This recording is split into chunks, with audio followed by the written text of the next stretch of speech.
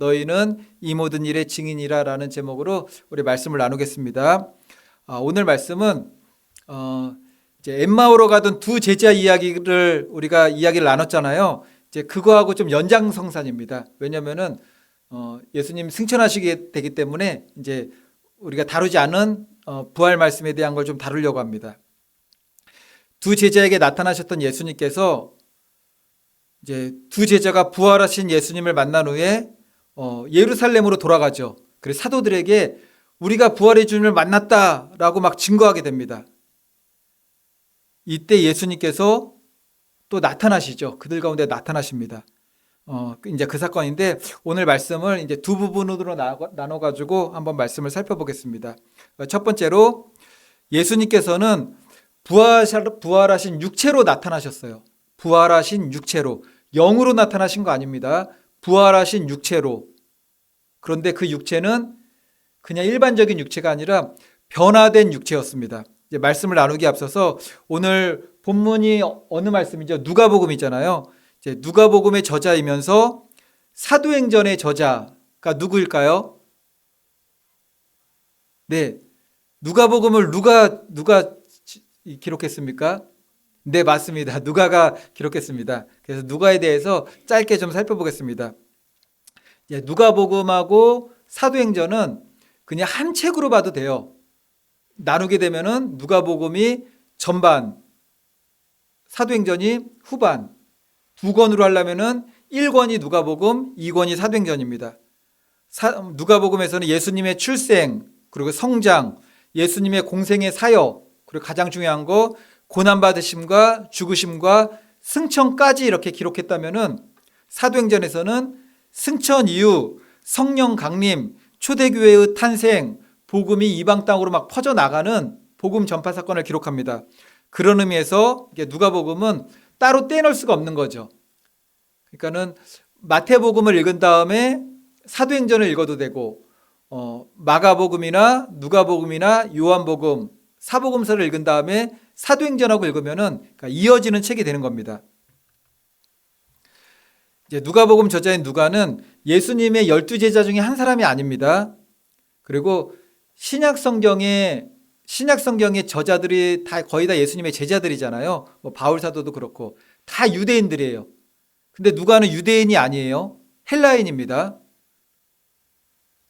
유일하게 유대인이 아닌 사람이에요. 헬라인이고 그러니까 이방인이었다는 거죠. 직업도 의사였습니다. 이제 의사 출신들이 그래도 막 이게 세밀하고 철두철미하잖아요. 의사 출신답게 부활하신 예수님을 묘사할 때도 이게 문체가 의사 문체예요. 의사 문체. 그래서 아주 자세하게 정교하게 기록을 합니다. 부활하신 예수님께서 제자들이 있는 곳에 나타나셨어요. 그리고 39절 보면은 이렇게 말씀합니다. 밑에 나오죠. 다 같이 한번 읽어보겠습니다. 시작. 내 손과 발을 보고 나인 줄 알라. 또 나를 만져보라. 영은 살과 뼈가 없으되 너희 보는 바와 같이 나는 있느니라. 살, 뼈, 영 막 이렇게 세부적으로 자세하게 설명을 하는 거죠. 이 말씀에서 우리가 깨달을 수 있는 사실이 있습니다. 먼저 예수님께서는 분명 육체를 가진 완전한 인간으로 부활하셨지만 그 육체는 일반 육체가 아니었던 거예요. 문이 닫혔는데도 들어오셨죠. 그러니까 시공간을 초월한 변화된 육체입니다. 예수님께서는 분명 육체 그대로 부활하셨는데 들어오셨단 말이죠. 저렇게 들어오셨습니다. 그러니까 변화된 육체죠. 그 예수님께서 생선도 잡수시는 내용이 나오죠. 잡수세요. 그러니까는 천사가 구약시대 보면 천사가 사람의 모양으로 올 때도 있었고 우리 예수님께서 사람의 모양을 입고 올 때도 있었는데 음식을 이렇게 잡수시는 걸 보게 되죠. 그러니까 우유도 먹고 치즈도 먹고 뭐 그런 내용들이 나와요. 영이 먹는 게 아닙니다. 육체를 이제 그런 내용들이 나오는 거죠. 그리고 예수님께서 승천하실 때도 영으로 승천하신 게 아니에요. 부활하신 몸 그대로 손에 십자가, 손에 못자국, 옆구리에 창자국이 있는 부활하신 육체 그대로 이제 승천하시게 됩니다. 성경은 여기에 대해서 또 어떻게 기록했느냐면은 예수님 승천하셨어요. 이제 성경 퀴즈입니다. 승천하셨어요. 승천하셔서 어디로 가셨다고 성경에 나올까요? 마가복음 16장 19절에 나와요. 다 같이 읽어보겠습니다. 시작. 주 예수께서 말씀하신 후에 하늘로 올려지사 하나님 우편에 앉으시니라. 그러니까 제자들 앞에서 육체로 부활한 모습에 나왔는데 그대로 승천하셨어요. 하늘로 올려지사 하나님 우편에 앉으시니라. 영으로 승천한 게 아니었던 거죠. 성경에 부활하신 예수님 그대로 육체를 가지고 승천하시고 하나님 우편에 앉아 계시다라고 말씀을 해요. 이제 여기서 이 말씀을 제가 드리는 이유가 이게 좀 중요한 일이기 때문에 그렇습니다. 부활하신 예수님은 분명히 육체를 가졌지만 시 공간을 초월하시는 신령한 몸으로 변화되었다라는 거죠. 이 모습은 장차 성도가 마지막 때 부활을 다 입잖아요. 부활을. 생명의 부활이든 사망의 부활이든 부활을 입습니다. 부활을 입게 될 때 변화되는 우리의 몸이라는 것을 또한 먼저 이게 예표로서 이게 증거하는 사건이기도 해요. 성도가 마지막 부활의 날에 예수님처럼 신령한 부활의 몸을 입게 됩니다. 대표적 말씀을 좀 읽어볼게요. 대표적으로 고린도전서 말씀, 데살로니가 전서 말씀, 이제 이것이 휴거에 대한 말씀이기도 하는데 그때 우리의 몸이 어떻게 홀연히 변화되는지에 대해서 성경은 분명히 말씀을 해요. 그러니까 우리가 다 당할 일입니다. 우리가 반드시 이 땅에서의 삶이 끝나고 마지막 이 시점은 분명히 와요. 그때 우리가 다 경험하게 될 일들이에요. 고린도전서 15장 51절로 52절 말씀, 이제 흰색 글씨인데 잘 보이십니까? 이거를 끌까요, 그러면은? 네. 네, 잘 보이십니까? 네, 그러면 읽어보죠. 51절, 52절 말씀, 위에 말씀. 보라, 내가 너희에게, 시작. 보라, 내가 너희에게 비밀을 말하노니 우리가 다 잠잘 것이 아니요 마지막 나팔의 순식간에 홀연히 다 변화되리니 나팔 소리가 나매 죽은 자들이 썩지 아니할 것으로 다시 살아나고 우리도 변화되리라. 여기서 우리가 중요한 말이 51절, 보라, 내가 너에게 비밀을 말하노니 우리가 다 잠잘 것이 아니요. 이제 잠잔다라는 말이 나와요. 잠잔다라는 말 나오고 순식간에 마지막 나팔에 홀연히 다 변화된대요. 이제 변화되는데 나팔 소리가 나니까는 죽은 자들이, 이미 죽은 자들, 다 썩어 있는 자들까지도 썩지 아니할 것으로 다시 살아나고 살아남은 우리들도 변화가 된대요. 이제 다음 데살로니가 전서 4장 16절로 17절 말씀. 주께서 호령과, 다 같이 읽습니다. 시작. 주께서 호령과 천사장의 소리와 하나님의 나팔로 소리로 친히 하늘로부터 강림하시리니 그리스도 안에서 죽은 자들이 먼저 일어나고 그 후에 우리 살아남은 자들도 그들과 함께 구름 속으로 끌어올려 공중에서 주를 영접하게 하시리니 그리하여 우리가 항상 주와 함께 있으리라. 여기서 우리가 이제 알아야 되는 내용이 있어요. 2000년 전에 십자가에서 죽으시고 3일 만에 부활하시고 승천하신 예수 그리스도께서 다시 오시마 하시는 예수 그리스도의 재림 사건이죠. 예수 그리스도의 재림 사건은 성경의 학설입니까? 이건 진리입니까? 이건 진리예요. 이건 모든 이게 올바른 정통이라고 그러죠. 올바른 정상적인 정통 교회에서는 모두가 예수 그리스도의 재림을 이야기합니다. 다만 마지막 날 재림 시기에 있어질 그 사건에 대해서는 성경을 해석하는 견해가 다르기 때문에 종말론에 대한 여러 견해가 나오는데 이런 견해는 진리라고 하진 않아요. 학설이라고 하죠. 학설. 예수 그리스도의 재림은 분명한 진리인데 거기에 대한 종말은 종말론 학설이라고 그러는 거예요. 그래서 교단마다 종말론 학설이 좀 다르죠. 그리고 교단이 취하고 있는 종말론적 입장이 있지만 그렇다고 성경 교리에서 벗어나지 않게 되면은 다른 종말론에 대해서 이단이다 그렇게 말하진 않아요. 내가 이제 가지고 있는 종말론에 대한 입장은 있지만 다시 오실 예수 그리스도의 재림 사건이 있을 때 방금 읽었던 성경 고린도전서와 데살로니가 말씀처럼 살아서 맞게 되는 이들은 홀연히 변화된 신령한 몸으로 주님을 맞게 될 것입니다. 살아서 죽음을 보지 않는 자들이 주님을 맞게 된다면은 변화된 몸으로 홀연히 변화가 돼요. 그리고 이미 죽어서 오래된 육체가 썩은 이들이라 할지라도 썩지 아니할 몸으로 다시 부활에 참여한다라고 얘기를 하죠.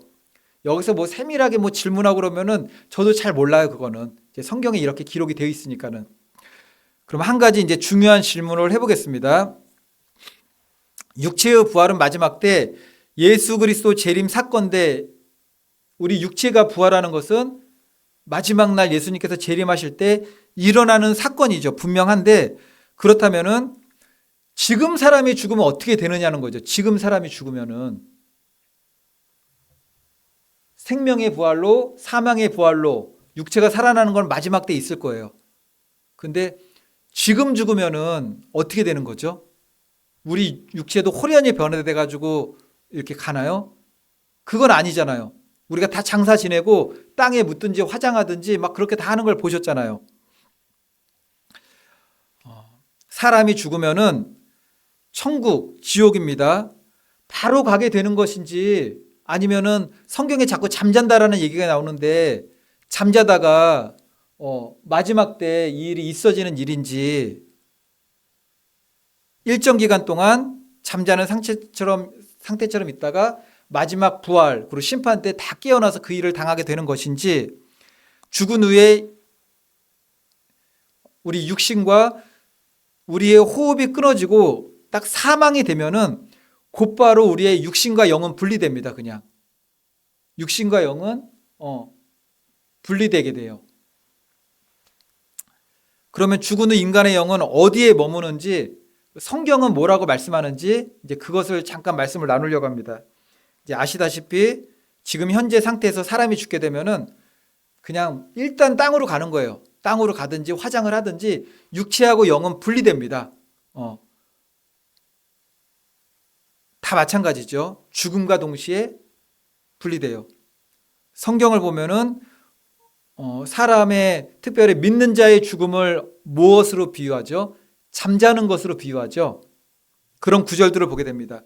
죽음을 잠으로 비유하는 것은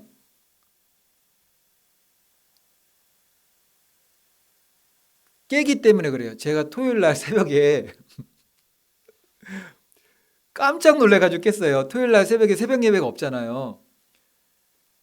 제가 새벽에 딱 깨가지고 5시 20분인가 됐는데 순간적으로 깜짝 놀란 거예요, 이게.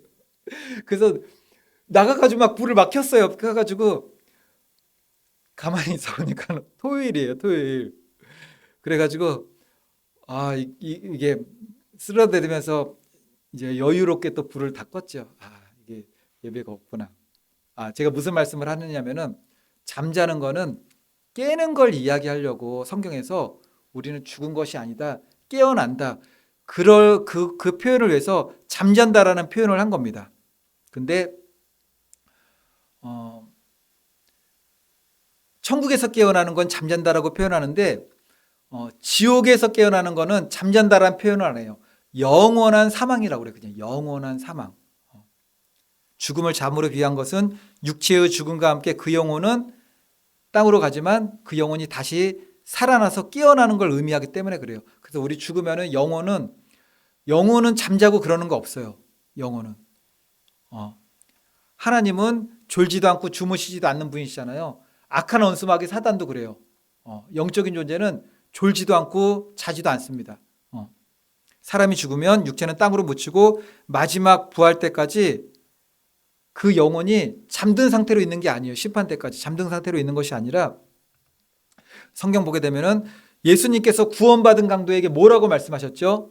예수께서 이르시되 내가 진실로 내게 이르노니 너가 마지막 심판 때까지 잠자다가 깨어나리라. 그렇게 말씀 안 하시죠? 오늘이에요. 죽은 오늘 내가 나와 함께 낙원에 있으리라 그래요. 낙원에 있으리라.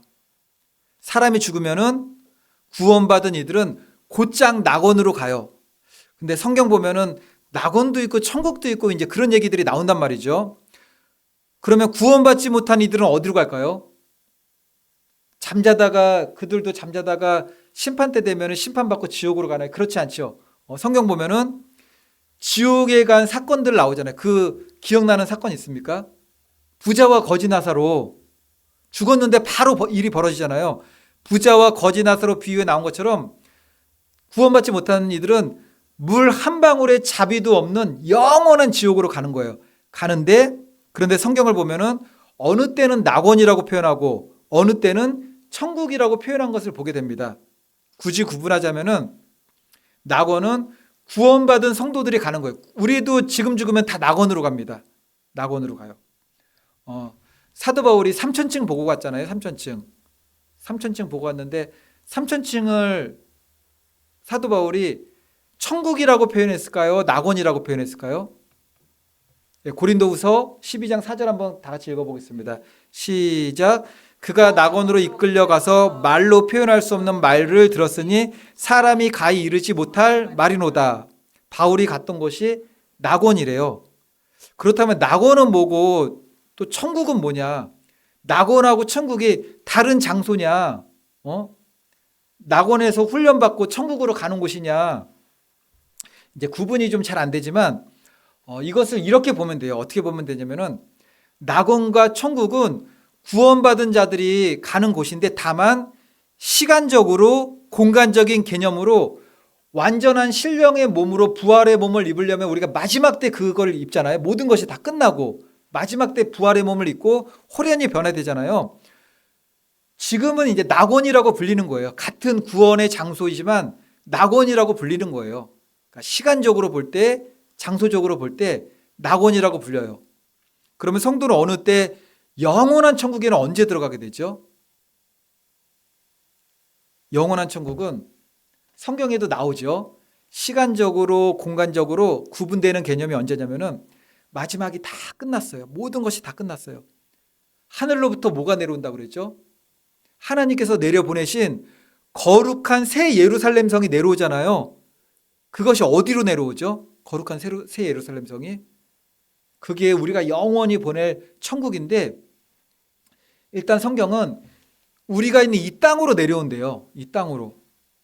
새하늘과 거룩한 새 예루살렘 성이 이 땅에 내려오면서 새하늘과 새 땅이 이루어지게 돼요. 이때는 하나님의 영원한 통치가 이루어지는 겁니다. 이게 영원한 천국이에요. 이게 영원한 천국.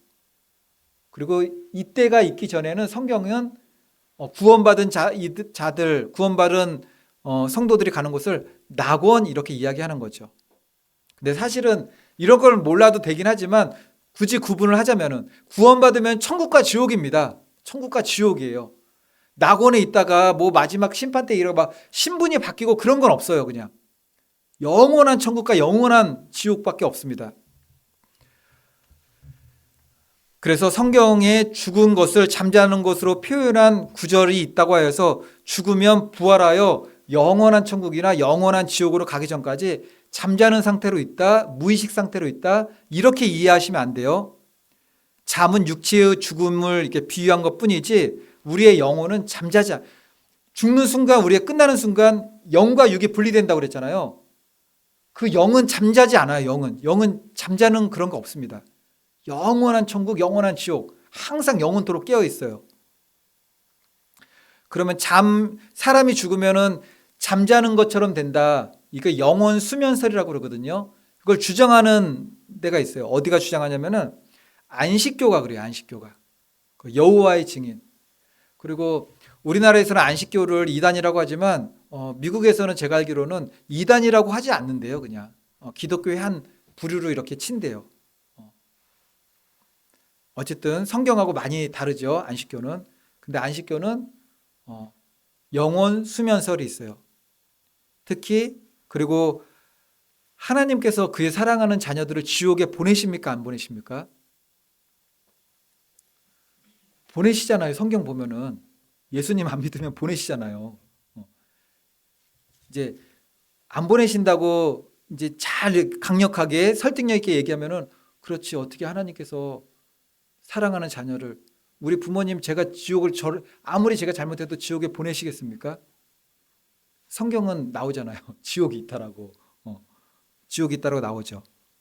그래서 안식교에서는 또 뭐라고 얘기하냐면은 하나님께서 우리를 그렇게 사랑하시는데 구원받은 자들은 천국에 가지만 구원받지 못한 자들은 지옥에 안 보낸다. 지옥에 혹시 보낼지라도 곧바로 그 영혼을 소멸시키신다. 그냥 영혼을 사라지게 한대요. 영혼을. 지옥의 고통을 없애시려고. 구원받아서 천국에 보내시든가 천국에 못 가면 영혼을 그냥 아예 소멸시킨대요. 그게 영혼 소멸설이에요. 이거 이단교리죠. 성경에 그렇게 안 나오죠. 성경에 그렇게 안 나오니까는 그래서 교회에서는 교리라는 걸 만드는 거예요. 이렇게 여기서 벗어나게 되면은 이거는 이단이다라고 말하는 거죠. 다시 한번 정리합니다. 죽으면 곧장 천국과 지옥으로 가게 되는 거예요. 그런데 우리가 부활의 영원한 몸을 입기 전에는 우리가 구원받아 가는 곳을 낙원이라고 한다. 성경은 낙원이라고 표현을 한다. 다만 마지막 때 예수 그리스도의 재림이 있기 전까지는 우리의 육체는 부활하지 않는다. 하지만 낙원으로 구원받은 자들이 가든지 아니면은 구원받지 못하면은 영원한 형벌의 장소로 가게 되는 거죠. 그래서 음부, 지옥 뭐 그렇게 얘기를 하는 겁니다. 어쨌든 그러니까 지금 죽으면 영원한 천국, 영원한 지옥으로 나눠진다고 보면은 그건 성경적이에요. 그게 그냥 죽으면 그냥 끝이에요. 죽으면은 다시는 기회가 없어요. 그런데 의학적으로 죽은 거하고는 좀 다른 부분들이 있죠. 그래서 의학적으로도 밝혀졌어요. 마지막까지 남아있는 게 귀라면서요. 귀가 남아있대요. 그래서 완전히 죽어가지고 끝나도 계속 이제 완전히 우리가 헤어지기 전까지는 찬송도 불러주고 기도도 해주고 계속 해야 돼요. 이게 귀가 계속 듣고 있어요.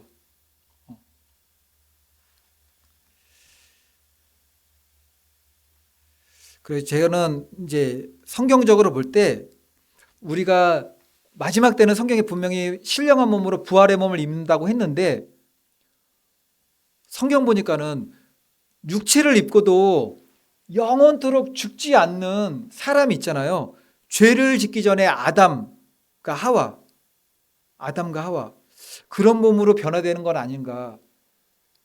근데 예수님께서 죽으면 어떻게 됩니까? 뭐 이게 형제들하고 몇 번 장사 지냅니까? 뭐 결혼합니까? 그런 물어보는 거 있잖아요. 죽은 후에는 천사들처럼 돼가지고 장가도 가냐고 시집도 가지 않는다라고 하니까는 이제 그 부분에 대해서는 이제 어쨌든 우리가 영원한 부활 안으로 들어가게 되면은 장가 가고 시집 가고 그러는 건 없죠. 근데 어떤 몸을 입을지 모르겠지만 성경은 분명히 우리의 몸이 신령한 몸으로 변화가 된다. 영원히 영생을 누리게 되는. 근데 성경을 보니까는 영원히 영생을 누리는 그 사람이 있었으니 예수 그리스도 말고 사람이 있었으니 죄를 짓기 전에 아담과 하와가 그러하였다라는 것이죠.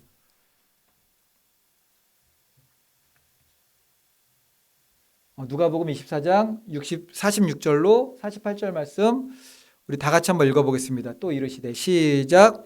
또 이르시되 이같이 그리스도가 고난을 받고 제3일에 죽은 자 가운데서 살아날 것과 또 그의 이름으로 죄사함을 받게 하는 회개가 예루살렘에서 시작하여 모든 족속에게 전파될 것이 기록되었으니 너희는 이 모든 일의 증인이라. 아멘.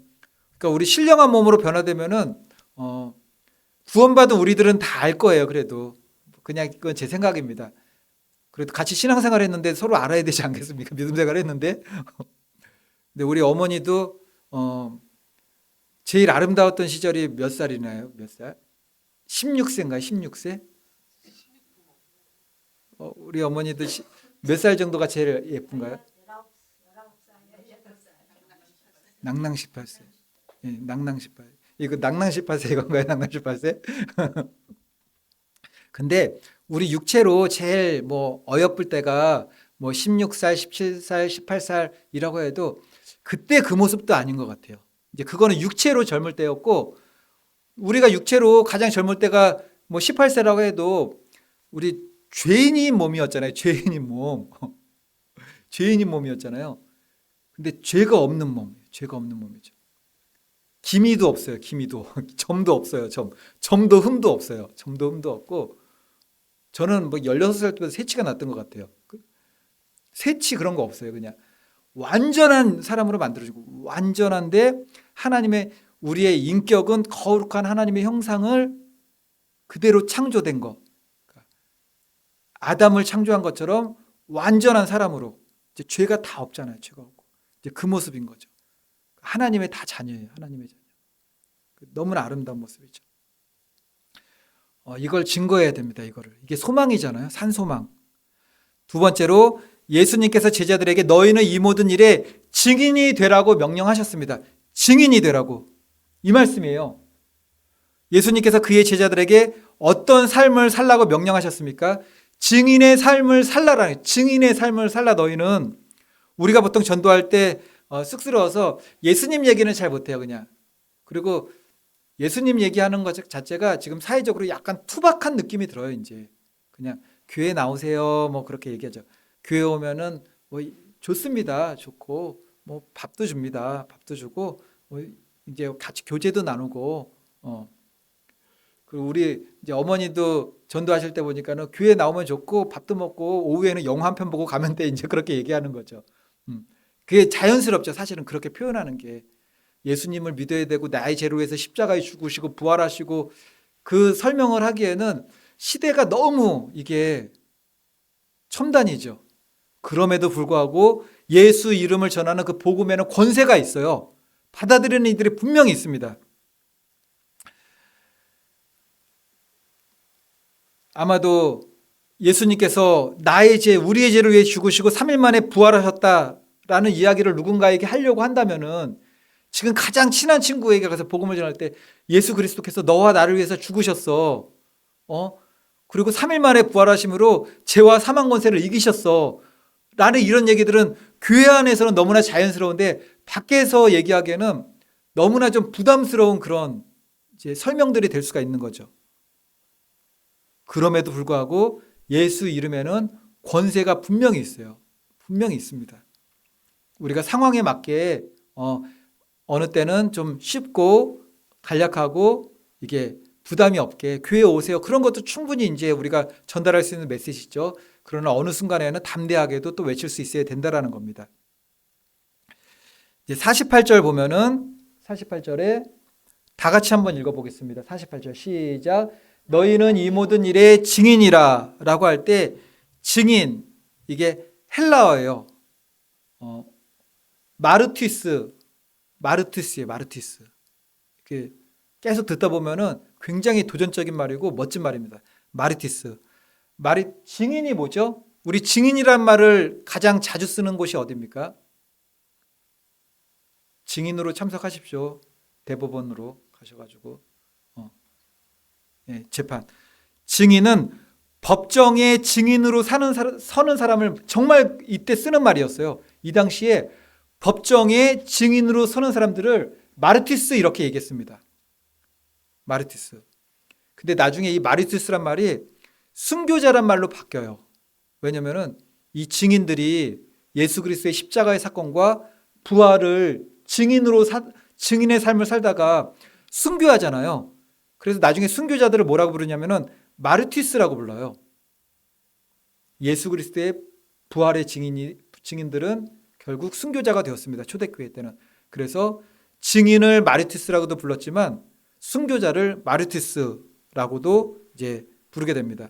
그런 의미에서 증인을 뜻하는 마르티스는 단지 복음을 전하기만 하는 자들이 아니죠. 목숨을 걸고서 생명을 걸고서 예수 그리스도의 십자가의 복음과 부활을 전하는 자, 부활을 전하는 자는 죽을 것을 각오하는 마르티스 그 삶을 살아야 돼요. 분명히. 우리 성도님들은 마르티스 그 증인이 될 것을 각오하고 믿으십니까? 지금은 너무나 평안한 시대이긴 해요. 지금은. 하지만 그럼에도 불구하고 성경에는 예수의 미친 자들이 나오죠. 예수쟁이. 마르티스예요. 마르티스. 복음에 미친 자, 예수에 미친 자, 마르티스. 자기 생명조차 아끼지 않는 것.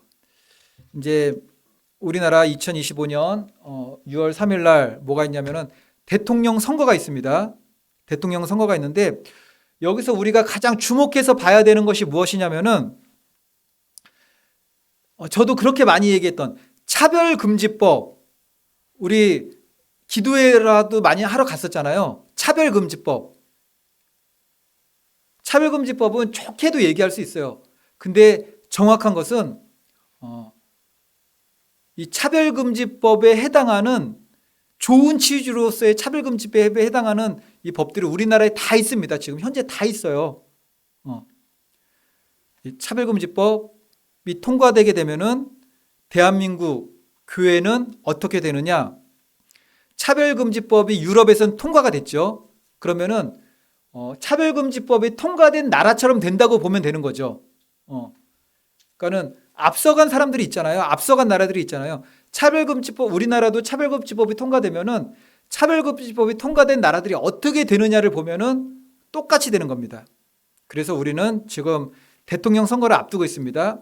우리는 성경을 믿는 사람들이잖아요. 하나님을 믿고 성경대로 살기를 원하는 사람들이잖아요. 그러니까 차별금지법을 볼 때 대통령 후보로 나온 사람이 차별금지법에 대해서 어떻게 생각을 하느냐, 그리고 우리나라를 이끌어가는 정당들이 차별금지법에 대해서는 또 어떤 그 정당의 당론을 가지고 있느냐, 그거는 우리가 분명히 알고 있어야 됩니다. 차별금지법이 제정된 유럽 교회들처럼 반드시 됩니다. 그건 한마디로 교회는 사라지게 된다라는 거예요. 성경 말씀대로 믿음 생활하려는 교회와 그리스도인들은 사라지게 된다. 그나마 교회는 남아 있어요. 중국의 교회가 남아 있습니까? 안 남아 있습니까? 남아 있죠. 북한의 교회가 있습니까? 없습니까? 남아 있죠. 그러니까 국가의 감시와 통제 하에 따르는 교회들은 남을 수가 있는 거죠. 그렇지 않은 교회들은 다 사라지게 돼요. 왜냐? 남녀의 구분을 말하면 안 돼요, 지금. 남녀의 구분을. 우리 교회 화장실에도 이제 제가 왔을 때 그래도 몇 개 막 붙일 때가 있어가지고 남자 여자 화장실이 없어가 제가 인터넷으로 막 그때 너무 좋아가지고 막 클릭했어요. 야, 남자 귀엽게 생긴 남자를 막 고르고 예쁘게 생긴 여자를 골라가지고 화장실에다 딱딱 붙였죠. 성도님, 여긴 남자입니다. 여긴 여자입니다. 그리고 저도 이렇게 길 가다가 너무 급해가지고 그냥 건물에 들어간 적 많아요. 화장실 때문에. 그래서 저희 교회는 외부에서 막 들어오지 않는데 택배 기사님들이 화장실을 이용하세요. 제가 화장실에서 일 보다가 누가 호다닥 들어와가지고 막 문 열라고 그러는 거예요. 그래서 이게 예, 사람 있습니다. 제가 이렇게 했더니 그러니까 죄송합니다. 그러고 당황하셔서 가셨는데 가시고 나서 보니까는 우리 문 앞에 택배가 놓여졌더라고요. 그러니까는 택배 기사님들은, 그래서 제가 낮에는 그냥 켜놓습니다. 아예 그냥 걸려 넘어질까봐 턱에서 걸려 넣어가지고 어디 깨지실까봐 이게 켜놔요. 그리고 가끔 길 가다가 저도 교회에 있으면은 그냥 보고 싶어가지고 이렇게 들어갈 때가 있거든요.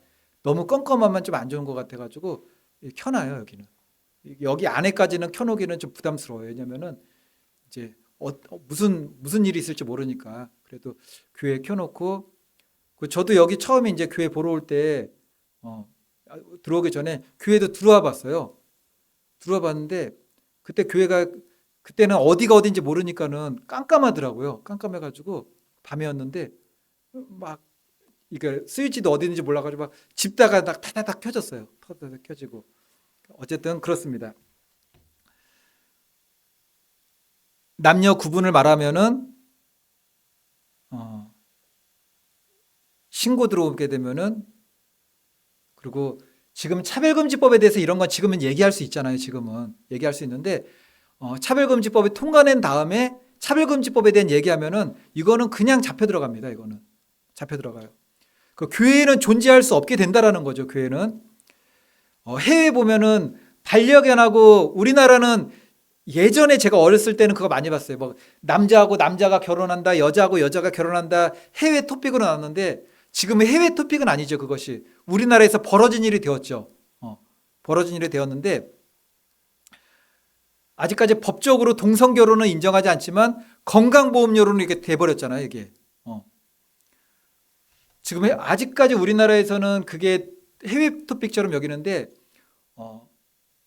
사람하고 반려견하고 결혼하는 거, 사람하고 리트리버하고 많이 결혼하더라고요. 보니까는 등치가 커서 그런지 리트리버하고 그러니까는 저하고 리트리버하고 결혼하고 우리 사모님이 또 리트리버하고 결혼하고 그리고 그때는 다중으로 결혼해도 상관없어요. 다중으로. 일부 다처제, 일처 다부제. 그 안에 동물이 들어와도 상관없죠. 근데 이거 얘기하게 되면은 그렇게 하는 사람들 차별하지 말라. 법적 제재를 가하겠다. 이게 차별금지법입니다. 이게. 이뿐 아니라 지금은 이제 동성끼리 결혼한다고 해서 우리나라는 아직까지 그것이 통과가 안 됐으니까 말이 많지만 차별금지법이 다 통과되면은 어떤 남자분이 리트리버 데려와 가지고 아니면 우리 룰루 같은 비글 한 마리 데려와 가지고 결혼하는데 줄에 서달라고 그러면 어떡하죠? 아, 저는 그런 사람 인정 안 합니다. 그러면 제가 차별하는 거잖아요. 이게 차별금지법이에요, 이게. 그러면은 교회 누가 이제 목사님도 없고 아무도 없는 거죠. 그냥 닫는 거예요. 이게 그냥 순식간에 다 무너지는 거예요. 순식간에. 유럽 교회가 순서대로 무너지지 않았습니다. 차별금지법 통과되는 순간 어느 정도 하다 그냥 다 무너졌어요. 그냥. 그러니까 처벌받는 거죠. 그런데 더불어민주당 이재명 후보는 예전에 차별금지법 내가 통과시키겠다고 말했어요. 그리고 자기는 한 번 하면 한다는 사람이에요. 이런 얘기를 했죠. 그리고 지금 나오는 사람 중에서 저는 이제 민주노동당 권영국 후보라는 사람이 나오잖아요. 지금 같이 4명이서 막 나오던데 TV 보니까는 더불어민주당 이재명 후보, 민주노동당 권영국 후보, 그리고 이제 국민의힘에서 나오고 또 이게 나오잖아요. 민주노동당 권영국 후보는 포괄적 차별금지법 제정이 대표 공약이에요. 그냥 대표 공약. 당론, 가장 강력한 당론에다가 대표 공약입니다. 정말 그리스도인이면은 이거는 뭐 생각할 여지가 없는 거예요. 차별금지법을 추진하고 통과시키려는 그런 후보나 정당은 지지하면 안 되죠. 그런 거는. 절대 표를 주면 안 됩니다. 그리스도인들하면은. 우리나라에는 사회적 약자를 보호하는 법들이 다 있어요. 지금 현재 다 있어요. 차별금지법이 제정돼서 남녀 구분 없이 목욕탕, 화장실, 탈의실, 수면실 다 함께 쓰면은 그 뒷감당을 어떻게 됩니까? 지금 강간사고 많이 나잖아요. 외국에서는. 이게. 그리고 뭐 생각으로도 뭐 이렇게 며칠에 몇 번씩 바꿀 수 있다면서요. 이게 뭐 보름인가 그때마다 여자 됐다가 남자 됐다가 보름에 한 번씩인가 뭐 바꿀 수 있다고 그러고. 그리고 올림픽에서도 나갔잖아요. 나가가지고 남자인데 여자로 출전해가지고 여자 이거 뒤개골 여기 이게 다 파손되고 뼈 금가고 막 그런 일들이 벌어지잖아요. 차별금지법이라는 것 자체가 무슨 법인지를 모르니까는 아무리 얘기해줘도 모르는 거예요. 일반 사람들은 몰라요. 이 차별금지법에 대해서 얘기하는 거는 그리스도인들이 얘기해요. 교회에서 얘기하고 교회 밖에서는 차별금지법이 뭔지 아는 그리스도인들이 얘기를 하는 거죠. 이렇게 얘기를.